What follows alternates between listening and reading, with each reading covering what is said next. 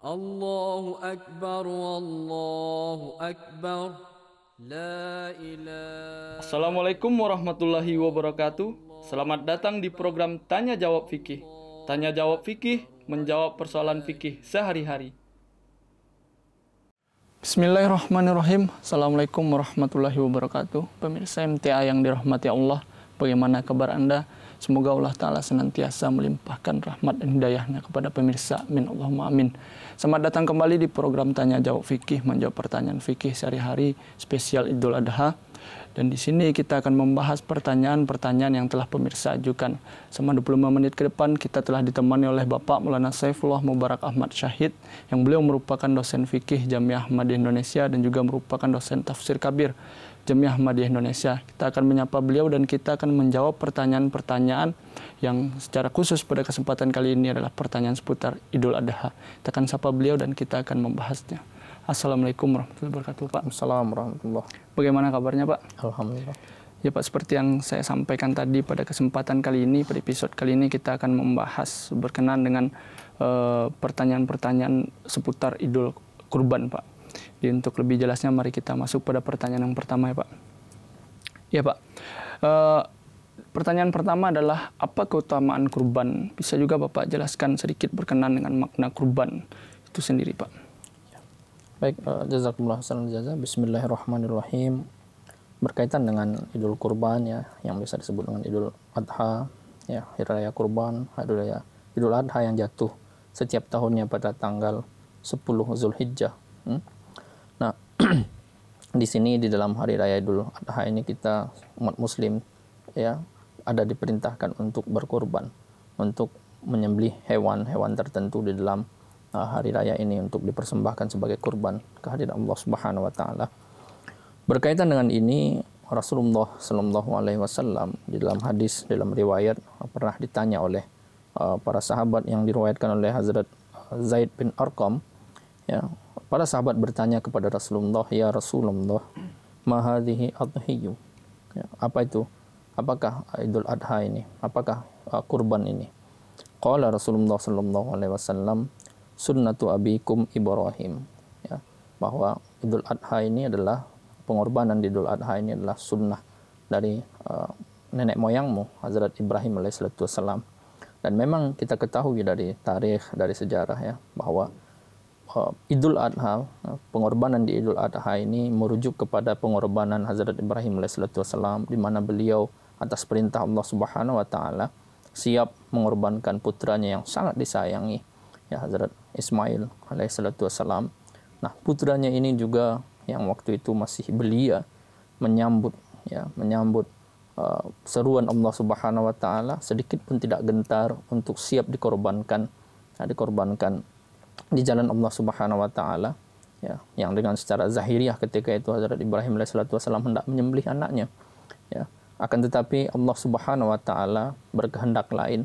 Allah Subhanahu wa taala menyampaikan kepada Hazrat Ibrahim bahwa engkau sudah memenuhi mimpimu, sudah memenuhi apa yang diperintahkan kepadamu, sekarang gantilah dengan seekor kambing. Nah, dari sinilah latar belakang pengorbanan ini.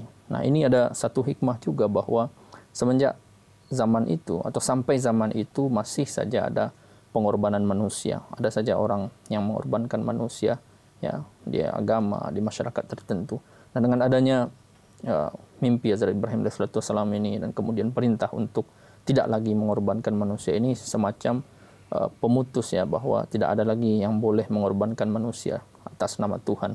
Nah, ini walaupun setelahnya itu kita lihat juga di zaman kakek Rasulullah SAW juga, seperti ayahanda Rasulullah SAW juga hendak dikorbankan ketika itu ya, tetapi beliau undi dengan satu unta sampai 100 unta, nah 10 unta sampai 100 unta dan sebagainya. Nah, ini kita jumpai di umat-umat terdahulu ya, adanya pengorbanan manusia. Nah, dengan adanya pengorbanan Hazrat Ibrahim alaihissalatu wassalam dengan Hazrat Ismail alaihissalatu wassalam ini ya, pengorbanan manusia sudah dihentikan oleh Allah Subhanahu wa taala.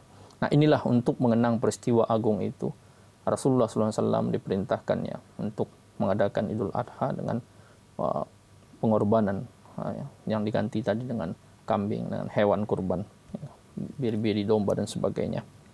Nah, kemudian berkaitan dengan kurban ini sebetulnya kita dalam berkorban bukan hewannya sebetulnya. Ya, hewan hanya sebagai sarana. Ya, karena Allah Subhanahu wa taala dalam Al-Qur'an Al-Karim di surah Al-Hajj ayat 38 berfirman, A'udzubillahi minasyaitonir rajim, la yanalallaha luhumuha wala dima'uha walakin yanaluhu at-taqwa minkum. Ya. Jadi tidak sampai kepada Allah Subhanahu wa taala itu dagingnya, dan juga tidak sampai darahnya, tetapi yang sampai adalah ketakwaan kepada Allah Subhanahu wa taala. Ini penekanan buat kita, buat orang-orang yang wajib berkorban, yang sudah boleh berkorban. Nah, bahwa ini tidak sampai semuanya Allah taala. Jadi tidak habis sampai dia mengorbankan satu hewan di jalan Allah Subhanahu wa taala. Tetapi yang harus dipahami adalah sejauh mana ketakwaannya meningkat, sejauh mana ketakwaannya bertambah maju setelah dia melakukan pengorbanan itu.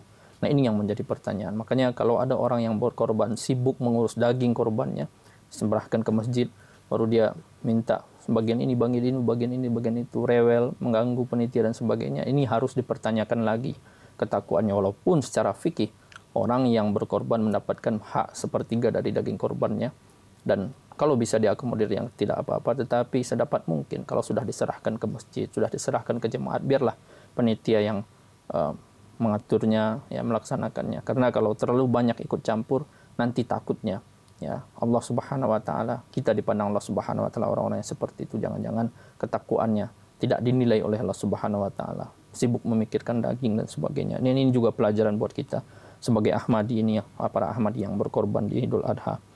Nah, seperti yang saya sampaikan tadi, bahwa tidak sampai itu dagingnya, ya, darahnya, tetapi apa? Nah, ada hikmah yang terdapat di dalam pengorbanan ini, ya. Pengorbanan, ya, sapi, ya, kambing atau hewan-hewan lain yang kita korbankan itu, ya, ini ada hikmahnya, seolah-olah seperti mereka ini, ya, yang tujuan hidupnya kambing dan sebagainya, ini binatang ini tujuan hidupnya kan untuk melayani manusia, untuk kelanjutan hidup manusia. Jadi mereka mengorbankan diri mereka, siap untuk dikorbankan itu demi kelangsungan tujuan hidup, ya, tujuan yang lebih besar lagi, yakni kelangsungan hidup umat manusia. Nah, dari sini seorang yang berkorban seharusnya mendapatkan pelajaran. Si kambing saja, sapi atau domba dan sebagainya ini siap untuk mengorbankan dirinya demi tujuan yang lebih besar. Maka dari itu aku sebagai orang yang berkorban juga harus siap untuk mengorbankan hidupku untuk tujuan yang lebih besar. Mengorbankan nyawaku, kehormatanku, segalanya untuk tujuan yang lebih besar apa? Agama Allah Subhanahu wa taala, ya, atau mungkin bangsa, atau mungkin Allah Subhanahu wa taala sendiri. Apapun itu, tujuan yang lebih besar kita harus siap untuk berkorban. Inilah sebetulnya yang diharapkan dari pengorbanan kita ini. Yang ini yang disampaikan dalam fikih Ahmadiyah, ya, bahwa kita harus senantiasa siap untuk mengorbankan diri kita yang lemah ini demi tujuan Allah Subhanahu wa taala yang lebih besar. Nah, sementara penekanannya di dalam hadis berkaitan dengan orang yang berkaitan dengan kurban ini, dia ada penekanan yang sangat keras dalam hadis, ya, bagi orang-orang yang mampu, ya, kalau bagi orang-orang yang mampu berkorban tetapi tidak berkorban. Nah, Rasulullah SAW dalam sebuah hadis, ya, riwayat Ibnu Majah, beliau bersabda, "Man kana lahu sa'atun wa lam yudahhi fala yuqrabanna musallana." Fala yuqrabanna musallana, ya. Orang-orang yang memiliki kelapangan rezeki tetapi dia tidak berkorban, maka orang-orang semacam itu jangan pernah dekati masjidku, ya, masjid kami. Jadi kalau orang mempunyai kelapangan rezeki, dia mempunyai rezeki yang bagus, dia mampu berkorban, tetapi dia sengaja tidak mau berkorban, tidak mengindahkan perintah ini, Rasulullah SAW bersabda bahwa jangan sekali-kali mendekati, ya, mendatangi musalla kami. Nah, ini penekanan keras dari Rasulullah SAW bagi orang yang mampu berkorban. Nah, ini harus menjadi perhatian buat kita. Nah, jangan sampai kita menganggap ibadah korban ini hanya ibadah sunnah biasa. Ya, maka dari itu, berdasarkan dengan ini, ya, Hazrat Masih Maud alaihissalam bersabda bahwa berkorban ini wajib bagi yang mampu. Nah, oleh karena itulah dalam fikih Ahmadiyah, ya, berkorban di hari raya Idul Fitri ini hukumnya, di Idul Adha ini hukumnya adalah bagi orang yang mampu adalah wajib. Sunnah muakkadah atau wajib. Sunnah muakkadah, sunnah yang sangat ditekankan sehingga, ya, sampai kepada derajat wajib bagi orang yang mampu. Nah, ini, ya, keutamaan berkorban, ya, dan hikmah kita berkorban ini tidak sampai kepada Allah Subhanahu wa taala, dagingnya itu atau darahnya. Yang sampai adalah ketakwaan kita. Satu hal yang menarik di sini yang saya catat bahwasanya seperti yang Bapak sampaikan tadi, dan ini sudah berulang-ulang kali kita dengar bahwa daging, darah dan segala macam itu tidak sampai kepada Allah Ta'ala. Yang sampai itu adalah ketakwaan, dan sesuai dengan hikmah berkurban tadi, sebagaimana kambing itu siap untuk menyerahkan dirinya demi kelangsungan hidup manusia, tujuan lebih agung sedapat mungkin, manusia juga demikian siap pula untuk mengorbankan dirinya di jalan Allah Ta'ala.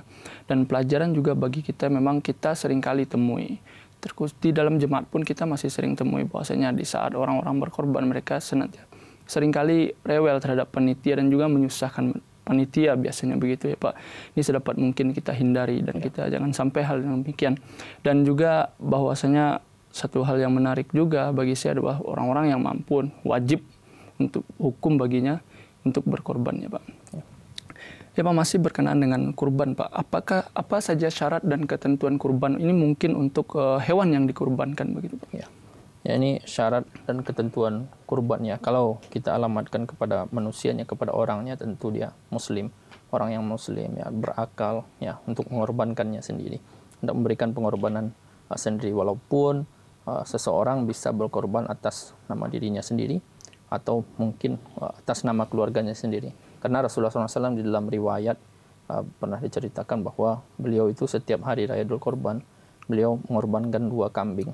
Nah, yang satu beliau korbankan atas nama beliau dan keluarga beliau, dan yang satu lagi beliau korbankan untuk seluruh umat beliau yang tidak mampu berkorban. Nah, ini dari sini, dari sunnah ini kita dapat mengambil pelajaran bahwa 1 kambing bisa kita korbankan juga untuk atas nama keluarga. Ya, seperti yang dicontohkan oleh Rasulullah SAW. Syaratnya tadi ya, kalau pengorbanan yang sesuai dengan sunnah Islam ini tentu dia adalah beragama Islam. Nah, kalau kita alamatkan pertanyaannya ini kepada hewan kurban, ya syarat dan ketentuan kurban dari segi hewannya seperti apa dan berapa orang untuk hewan tertentu. Nah, ini di dalam fikih Ahmadiyah ya saya dapat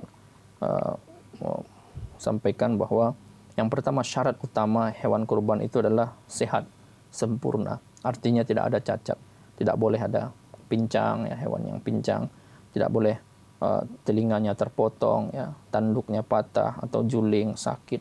Ya, jadi ini tidak boleh, hewan yang sakit kita tidak boleh berkorban. Ya. Nah, karena kenapa? Karena Allah Subhanahu wa taala ketika kita mengorbankan sesuatu di hadapan Allah Subhanahu wa taala, korbankanlah yang paling terbaik, yang terbaik. Karena di dalam Al-Qur'an Allah Subhanahu wa taala dalam surat Al-Imran ayat 93, Allah taala berfirman, "Lan tanalul birra hatta tunfiqu mimma tuhibbun." Jadi tidak sampai pada derajat kebaikan apa yang kamu belanjakan itu sampai kamu belanjakan apa yang kamu cintai. Jadi kalau kita belum membelanjakan, kalau kita belum memberikan apa yang kita cintai di jalan Allah Subhanahu wa taala, belum sampai ya apa yang kita lakukan itu pada derajat kebaikan. Nah, ini yang disampaikan yang ada di dalam Al-Qur'an Al-Karim dan dalam fikih Ahmadiyah bahwa hewan ini harus sehat, kuat ya, sempurna, tidak boleh ada cacat, tidak boleh sakit. Nah, kemudian lantas hewan apa saja ya, hewan apa saja yang boleh kita kurbankan, ya kan? Nah, ini juga menjadi pertanyaan. Yang pertama, unta. Ya, unta tentunya di zaman Rasulullah SAW sudah sudah berlangsung dari zaman Rasulullah SAW. Kemudian sapi atau kerbau, ya sapi dan sejenisnya atau kerbau. Kemudian kambing, biri-biri, domba. Nah, ini hewan-hewan yang bisa kita korbankan. Ya, kuda gimana? Kuda yang nggak termasuk hewan yang bisa dikorbankan. Karena nggak juga, kuda bukan menjadi mungkin bagi suatu daerah tertentu menjadi makanan pokok, makanan, tetapi untuk masyarakat pada umumnya kuda tidak menjadi makanan. Oleh karena itu barangkali menurut fuqaha dari fikih ini bahwa kuda tidak termasuk hewan yang dikorbankan. Bagaimana keledai? Keledai aja nggak boleh dimakan, bagaimana dikorbankan? Ya, keledai makruh hukumnya, ya, tidak boleh dimakan. Nah, kemudian bagaimana ketentuannya untuk kambing? Ya, kambing, biri-biri, domba itu ya, kalau kambing 1 tahun dia umurnya, minimal kambing umur 1 tahun. Tetapi kalau domba itu minimal boleh 1,5 tahun, umur 6 bulan boleh domba, asalkan gemuk dombanya. Karena kalau kambing dengan domba agak beda, domba bisa cepat besar. Ya. Nah, makanya kambing 1 tahun, ya, domba boleh 6 bulan asalkan dia gemuk. Ya. Nah, ini untuk umurnya. Nah, bagaimana dengan ini? Orangnya, nah tidak boleh urunan. Kalau kambing itu nggak boleh 10 orang korban kambing, nggak bisa. ya harus satu orang. Kambing, domba, bir-bir ini harus satu orang, nggak boleh urunan. Tetapi seperti yang sampaikan tadi bahwa satu kambing bisa cukup untuk satu keluarga. Ya, keluarga artinya keluarga yang bapak, ibu, anak yang masih di dalam tanggungan. Ya, bukan berarti anak udah nikah dan sebagainya, itu enggak. Tetapi menurut Hazrat Khalifatul Masih As-Tsani bahwa anak yang dimaksud, keluarga yang dimaksud adalah keluarga yang masih dalam satu tanggungan itu. Ya. Nah, kemudian sapi, ya, sapi ini 2 tahun ya. 2 tahun sapi syaratnya. Nah, minimal umurnya dan maksimal 7 orang. Nah, ini juga sering menjadi pertanyaan, bagaimana kalau 6 orang, bagaimana kalau 5 orang? Ya nggak masalah. 7 orang maksimal. Jadi yang boleh urunan untuk sapi itu 7 orang maksimalnya. Ya, nggak boleh lebih dari 7 untuk korban sapi. Tetapi kalau kurang dari 7, boleh 1 orang korban sapi sendiri, nggak apa-apa. 2 orang mau korban sapi sendiri, ya nggak apa-apa. 3, 4, 5, 6 nggak masalah. Ya, ini harus clear ya bahwa jumlah yang disebutkan 7 itu adalah jumlah maksimal. Ya, nah, kemudian unta. Unta ini 3 tahun. Kalau negara kita kan jarang untuk berkorban unta kan 3 tahun. Tapi sebagai pengetahuan perlu disampaikan bahwa unta 3 tahun ya umurnya minimal, dan maksimal bisa untuk 10 orang. Ya, berkorban. Kalau urunan 10 orang masih bisa. Lebih dari 10 nggak boleh. Ya, walaupun di dalam tempat di hadis lain ada 7 orang juga, ada 10 orang, tetapi fikih Ahmadiyah mengambil untuk yang 10 orang. Ya. Nah, ini berkaitan dengan syarat dan ketentuan kurban. Ya Pak, sangat jelas Pak. Kita ke pertanyaan selanjutnya Pak. Apakah boleh kurban secara online atau daring Pak? Ini barangkali maksudnya menyaksikan proses kurban ya, proses penyembelihan kurban. Ini barangkali menjadi pertanyaan bagi sebagian orang. Ya, boleh? Apakah harus? Ya, pertanyaannya harus diperuncing lagi. Apakah harus menyaksikan korban? Ya, penyembelihan hewan kurban. Menyaksikan secara offline saja tidak harus. Jadi tidak korban nih harus saksikan secara offline, tidak harus. Ya, itu. Apalagi secara online seperti ini, apa pula harus takalluf ya. Takalluf itu menyusahkan diri sendiri. Harus mau zoom pula nanti yang dibeli korban hewan, zoom atau selfie, nah, atau video call dan sebagainya, tidak harus. Ya kalau mau lihat ya nggak apa-apa, silahkan. Tapi kalau enggak ya juga nggak masalah. Nah, ini ya tidak masalah berkaitan dengan hal ini. Nah, senada dengan ini saya perlu sampaikan bahwa Hazrat Khalifatul Masih Ar-Rabi dalam sebuah video ya, beliau memberikan petunjuk seorang yang berkorban itu, kalau misalnya di negaranya seperti beliau berbicara mukhatibnya orang Eropa. Di sini kan orang sudah hari-hari makan daging katanya. Ya, orang-orang hari-hari makan daging. Berikanlah pengorbanan, kalau berkorban itu berikanlah kepada daerah-daerah yang jarang makan daging di Afrika, di mana-mana. Ya kan? Nah, ini dari sini juga kita bisa ngambil kesimpulan bahwa nggak harus diperhatikan. Dan ini dilakukan oleh anggota-anggota jemaatnya. Di Kadian misalnya, orang yang berkorban ke Kadian itu dari mana-mana, melalui jemaat juga, melalui pribadi juga, datang dari seluruh Eropa, Amerika, ya, atau di negara-negara Afrika, itu datang dari Eropa dan sebagainya, karena mereka sudah biasa makan daging. Karena salah satu juga yang pengorbanan tadi sepertinya di awal disampaikan bahwa daging dan darahnya itu kan tidak sampai. Yang penting niat pengorbanan itu sudah dicatat oleh Allah Subhanahu wa taala, ini yang sampai kepada Allah taala. Terserah mau sembelihnya di mana, ya. Nah, untuk disembelihnya ini maka Hazrat Khalifatul Masih Ar-Rabi kirimlah ke daerah-daerah yang mereka susah sekali makan daging, sekali setahun pun mereka tidak makan daging. Nah, ke daerah-daerah seperti itulah yang harus semestinya jemaatnya mengakomodir untuk mensuplai dagingnya. Jangan, ini pelajaran juga buat kita di jemaat Indonesia, suatu daerah yang banyak sekali membeli sapi, ada sapi satu jemaat yang kambing pun tidak. Yang mereka tidak merasakan Idul Adha, hanya sholat Id kemudian pulang. Nah, ini juga ya menjadi perhatian buat kita. Ya, dan alhamdulillah di jemaat kita, di jemaat Ahmadiyah Indonesia ini, kita sudah memperhatikan ke arah itu melalui umur ramahnya, bagaimana menyebar ke daerah-daerah, ya minimal 1 kambing, 2 kambing untuk daerah-daerah yang tidak mempunyai kemampuan anggotanya untuk berkorban. Nah, ini atas berkat karunia khilafat ini, kalau karunia Allah SWT berkat khilafat, kita bisa melaksanakan ini. Satu hal yang saya ingat bahwasanya seperti yang Bapak sampaikan tadi, ada mungkin platform-platform di luar sana yang berkorban secara digital begitu Pak. Artinya hanya menyediakan layanan untuk memberikan uang dan selebihnya mereka yang mengatur. Apakah itu bisa Pak? Boleh, nggak masalah. Jadi berkorban ya sesuai dengan jumlahnya itu yang mereka melaksanakan mungkin di mana terserah mereka kan. Tapi kalau di jemaat kita lebih jelas lagi. Kalau itu kan terpercaya tidak terpercayanya kita nggak tahu. Tapi kalau di jemaat kita mempunyai nizam. Nah inilah keuntungan khilafat tadi yang seperti yang saya sampaikan. Kita ada nizam yang kita bisa percaya, apa yang kita berikan itu disalurkan dengan yang sebaik-baiknya. Ya, Pak. Dan juga mungkin menjadi pertanyaan apabila kita seorang diri sebagai Ahmadi begitu Pak, di suatu tempat yang mungkin jauh sekali dari jemaat atau hanya kita satu-satunya orang jemaat yang ada di sana Pak. Apakah kita kemudian bisa memberikan kurban kepada masjid gair begitu atau saudara kita muslim yang lainnya bisa begitu? Tidak masalah. Ya jadi daging kurban ini kan hadiah sebetulnya, bukan bukan sedekah. Orang yang berkorban juga boleh makan. Nah, sebagian jemaat diberikan juga sebagai sarana rabtah juga. Karena dengan menghadiahi sesuatu itu terutama kurban ya kan yang kemudian ada di sunnah Nabi juga, itu akan menambah tali silaturahmi, meningkatkan silaturahmi, menambah kecintaan satu sama lain, tidak masalah. Orang beda agama juga tidak masalah diberikan. Siapapun boleh diberikan daging kurban. Ya Pak, sangat jelas Pak. Kita ke pertanyaan ini, pertanyaan terakhir Pak. Bolehkah akikah dan kurban digabungkan Pak? Ya, ini pertanyaan yang sangat menarik juga berkaitan dengan akikah dan kurban. Harus kita ketahui dulu hukumnya. Kalau kurban tadi sudah saya jelaskan bahwa sangat ada penekanan yang sangat keras dari Rasulullah SAW bahwa kurban wajib bagi yang mampu. Nah, sementara akikah adalah sunnah, ibadah nafal bagi yang mampu. Jadi kalau orang lahir ya di hadis ya Rasulullah SAW 7 hari akikah lah, kemudian potong rambut, kemudian rambutnya ditimbang, kemudian disedekahkan. Itu sunnahnya. Nah, sementara Rasulullah SAW sendiri umur 40 tahun beliau mengakikahkan dirinya sendiri. Nah, dari hal-hal ini kita dapat pelajaran bahwa akikah kalau mampu maka laksanakanlah secepatnya ya.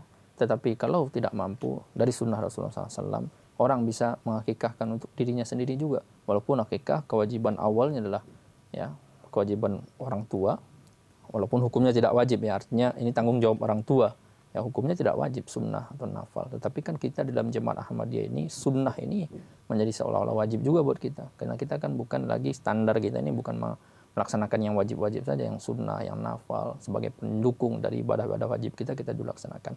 Maka dari itu orang yang mampu untuk berakikah maka hendaknya berakikah. Terserah dia mau laksanakan kapan. Nah, berkaitan dengan akikah yang digabung dengan kurban ini tidak bisa. Jadi tidak bisa satu ibadah dengan dua niat. Misalnya kita sholat tahajud misalnya dua rakaat sholat tahajud. Nggak bisa kita niatkan juga ini sholat 2 rakaat ini nih sholat tahajud juga ini sholat qabla sunnah qabla subuh juga dan sholat subuh juga nggak bisa. Beda-beda setiap ibadah beda-beda niatnya. Maka dari itu kalau belum Idul Adha ya dan orang lahir anaknya lahir maka akikahlah dulu ya, dimana yang mampulah akikah. Tetapi kalau misalnya anaknya lahir pas lagi kebetulan Idul Adha ya, maka dari itu laksanakanlah yang wajib dahulu. Mampunya misalnya cuma 1 kambing, laksanakanlah Idul Adha dulu karena akikah masih bisa setelahnya, masih kapanpun masih bisa dilaksanakan. Laksanakan dulu yang wajib ya, yang sangat ditekankan oleh Rasulullah SAW ini. Jadi kesimpulannya untuk satu ibadah tidak bisa dilaksanakan dengan 2 niat begitu. Iya.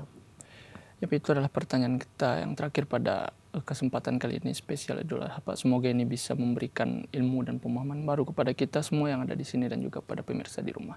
Jazakumullah atas jawabannya Pak. Pemirsa, demikianlah pembahasan kita berkenaan dengan tanya jawab fikih pada kesempatan kali ini. Semoga ini bisa memberikan ilmu baru dan pemahaman baru pada kita semua. Amin Allahumma amin. Jangan lupa untuk tetap saksikan program Tanya Jawab Fikih pada kesempatan berikutnya dan jangan lupa pula untuk menyimak khutbah huzur Hazrat Khalifatul Masih Al-Khamis Sunatan bin Nasir Al-Aziz dan juga menonton program-program MTA Indonesia yang lainnya hanya di MTA. Jika pemirsa memiliki pertanyaan, komentar, saran ataupun masukan, kirimkan saja ke alamat email di bawah ini dengan menyertakan subjek Tanya Jawab Fikih. Saya Arif Abdul Hai bersama kru yang bertugas mohon pamit undur diri dan sekali lagi saya ingatkan untuk tetap saksikan program Tanya Jawab Fikih. Jawab pertanyaan fikih sehari-hari. Assalamualaikum warahmatullahi wabarakatuh dan Id Mubarak.